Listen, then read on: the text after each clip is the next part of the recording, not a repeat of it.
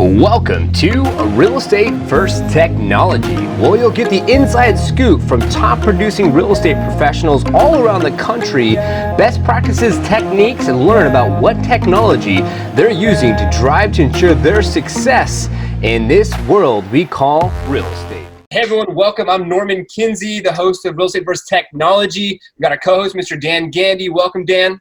Hey everybody, thanks for joining us. Awesome. And we have a very special guest today. We have Enrique today. He actually is the broker owner of PRG Real Estate in San Jose, California. Thank you so much for being on the show today, man. Hey, thanks, man. Thanks for having me. Yeah, of course. And so let's go ahead with a couple questions we want to ask you. We want to get a little bit more into your business. I see you're doing a lot with technology. I see that you're on Instagram. You have a podcast. You're building your team. It looks like you're doing a lot of awesome things, and definitely someone that for our listeners and people that are also viewing needs to check out. So basically, how long you been in the business? What made you get in the business? Give us a little bit of your story. Man, so let me give you the quick version. I've been in the business for 16 years. Wow. Started off I was in banking, and then I got an opportunity to join an entry-level mortgage loan officer position, and that was kind of my first taste of kind of the whole real estate mortgage sales, commission, and all that good stuff. Yeah. And from there, just kind of moved up the ranks. I fell in love with the sales aspect and just kind of the whole idea of being an entrepreneur and being able to dictate, your own success. And the next step from that was to go work for a broker and get your license and kind of go commission only. So that's what I did. And I immediately saw the successful guys out there. They had a team. Mm-hmm. So first thing I did, my mentor back then, he said, hey, copy what I'm doing, just build a team. So I started hiring my cousins, my friends, family, all these people, and then just kind of started building a team. And that was my whole journey of getting into real estate and just kind of been through the ups and downs of the market up until today. Wow, that's awesome. I see that you actually have a YouTube show around that concept, commission only. Yeah, so I have kind of a couple different series. So one of them is called Bizmatic, which is all about building a business, the journey of entrepreneurship. So I interview different entrepreneurs in different areas and talk about their journey. And then I have a series just geared towards real estate agents and mortgage professionals called Commission Only, which are more tips and strategies just directed towards the salesperson. Wow. Okay. That's awesome. Yeah, that's super cool. Yeah, I think I saw the one where you were, I think it was your barber for the one that you interviewed for the entrepreneur series. Yeah, T the Barber. Shout out to T the Barber, man. He's definitely an entrepreneur, and I wanted to bring him in because he's kind of taking barbering to a whole nother level.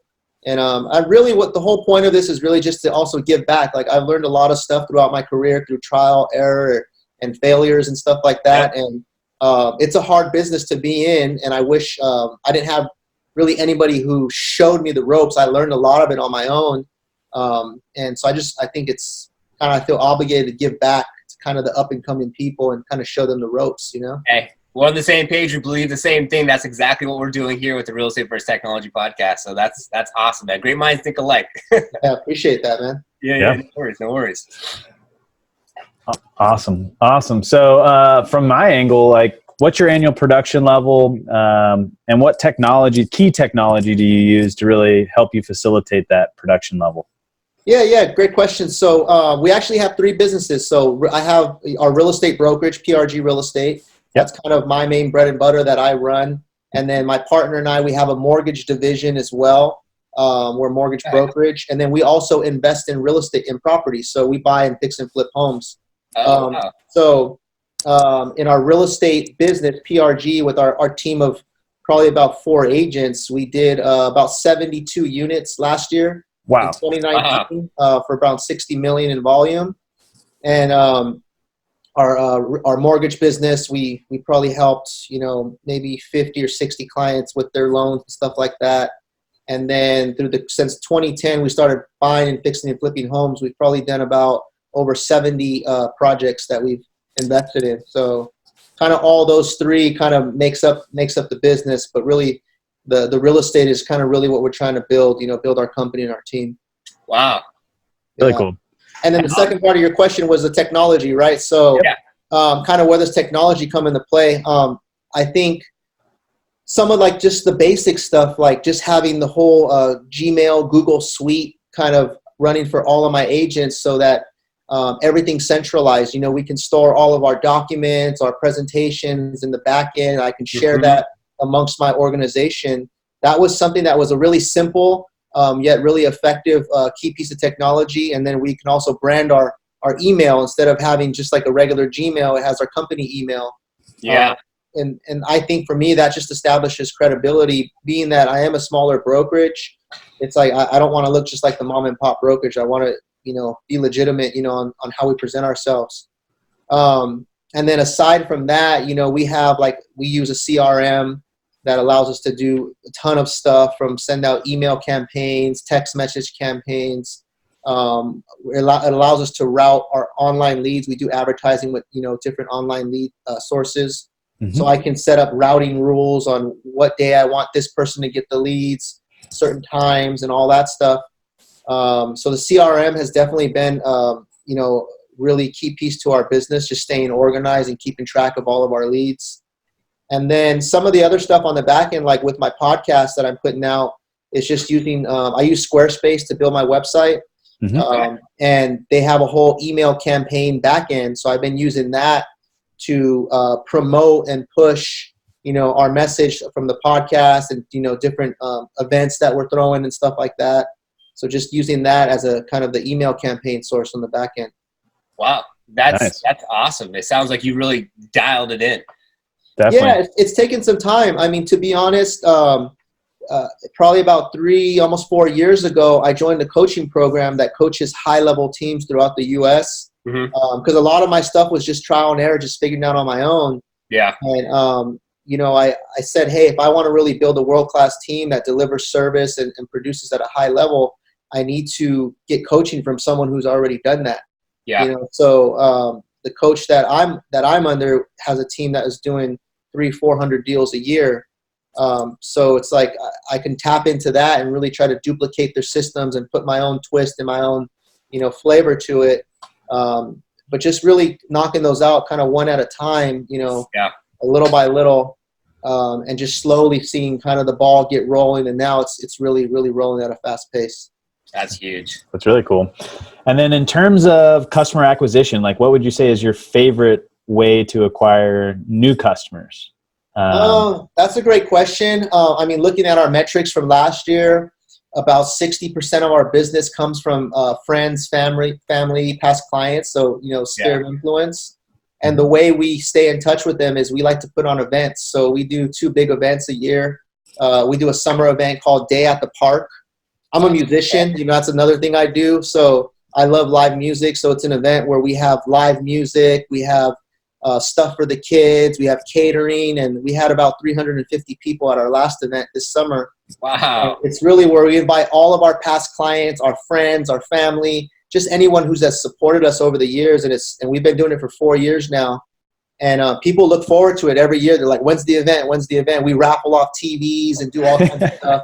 Awesome. So that's kind of the mass way to do it, kind of in the mass production, and it's a good time. And then we do an event during the holidays where it's more of a Christmas, you know, toy drive.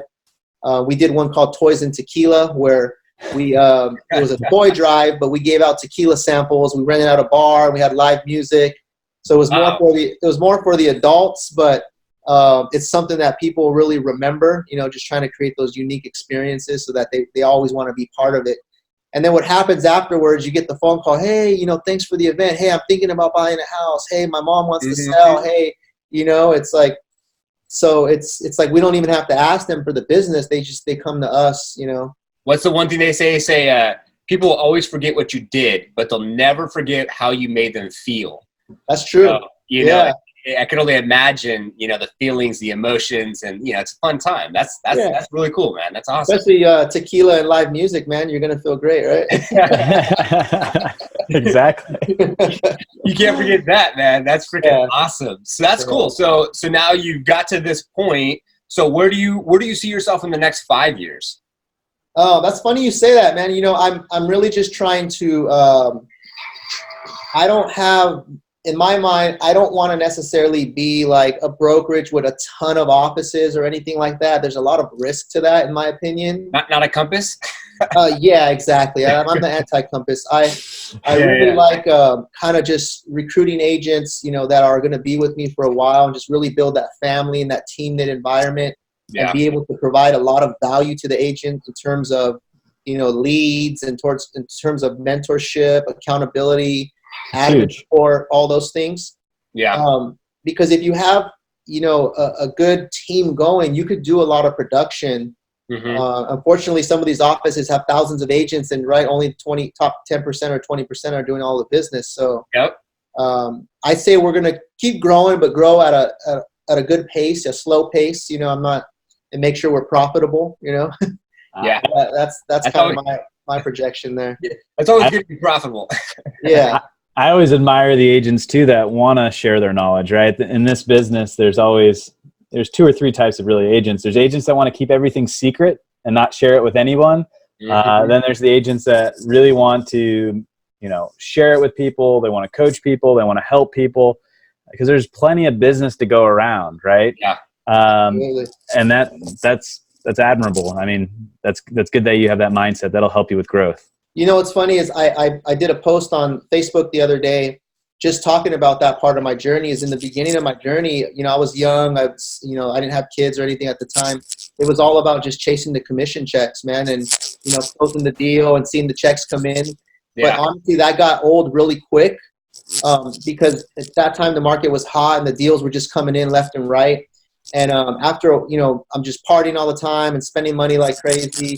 Like after a while, that doesn't really fulfill you, So as I started to mature and in my business journey and as a person, I really found that, helping people and coaching people and seeing others succeed really gave me a lot of satisfaction, like taking that new agent who doesn't know what the hell they're getting themselves into and really just preparing them, to be a top agent and helping them grow and seeing them grow with you.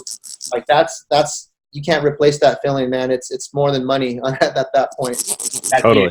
And if they're successful, I'm successful, right? So it's a win-win. The goals are aligned. Hence someone who's maybe listening or watching right now. You know what I'm saying? You never know. So that's really cool that you're doing that, man, because it does you get to a certain point where like, okay, cool, money. Yeah, and honestly, all the big deals I've closed or whatever, I don't remember really any of the commissions, to be honest. What I remember mostly is like, I remember the process of that deal, how we got it, what happened. I remember the client, how the client felt. All those things, is what you really remember at the end of the day. It's not really, the money's going to go in, go out, get paid, however, wherever it goes. Yep. You don't really hold on to that, to be honest, man. Yeah, no, for sure. So then what would you say for someone new getting in the business? What would be some tips you would give a real estate agent that would, new in the business, they're getting their feet wet? Like, what would be the first couple things you would say, hey, go in these directions, do this first, second? What would you say? That's a great question. And if you listen to my podcast, I did a video about that, the 3 things that a new agent should focus on. Okay. And one of them was going to be basically having some sort of structure in your business, right? So in terms of like a schedule or something that you follow, even though you're self-employed, quote unquote, that actually can work against you, right? Because there's no one on you. Yeah. So in our team, like we do have structure that we follow. So just really putting yourself in a position where there's going to be some structure and accountability, and to make sure that you do show up and perform. The other part of it was just marketing yourself, right? Just putting yourself out there. I like to tell my agents it's all about shots on goal, right? The more shots you throw on the goal, the more goals that can go in. Okay. Right? But if you never take that shot, you're never going to get the opportunity. So it doesn't matter whether you like to door knock, cold call, open houses, like they all work, right? Just pick a couple things that you enjoy doing and just get really, really good at that and just do it consistently. And then the last thing, what was it? Maybe just trying to put yourself in a place where there's opportunity, especially in the beginning, right? If you're trying to figure it out all on your own, it's really tough to get the ball rolling. But if you put yourself on a team or maybe in an office that provides some sort of leads or, opportunity, that can really fast track you to success. So I would boil it down to kind of those 3 things. That's huge. That's huge. Really good advice. What about books, podcasts, anything that you would suggest reading or tuning into? You already plugged yours. That's my podcast for sure. Let's see.